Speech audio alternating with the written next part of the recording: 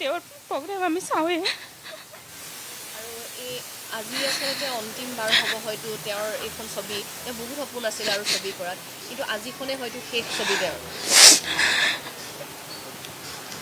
কেতিয়াও ভাবা নাই তেওঁৰ যেন লাষ্ট ছবি এনেকুৱা আজি চাবই। বহুত বেয়া লাগি আছে।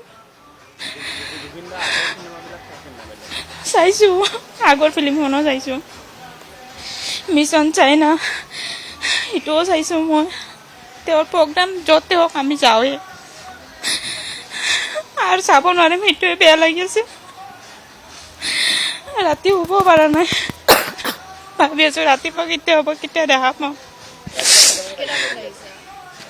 মইতো ৰাতিপুৱা একদম 4টাতে মানে টোপনিৰ পৰা উঠি কিনে মানে কেতিয়া আহিম আহিছোঁ মই 5টামানতে আহিছোঁ।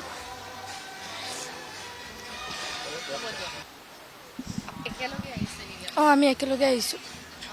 আজি আচলতে খুব কষ্টকৰ মুহূৰ্ত হ'ব। জুবিন দাক শেষ কৰাৰ কাৰণে অভিনয় কৰা দেখিবলৈ পাব, গান গোৱা দেখিবলৈ পাব, কথা ক'ব আজি। কি ক'ম, একো ক'ব লগা ভাষাই নাই আজি। কেতিয়াবা ভাবিছিল নে জুবিন দা এনেকুৱা ইমান সোনকালে তেওঁ নোহোৱা হৈ যাব?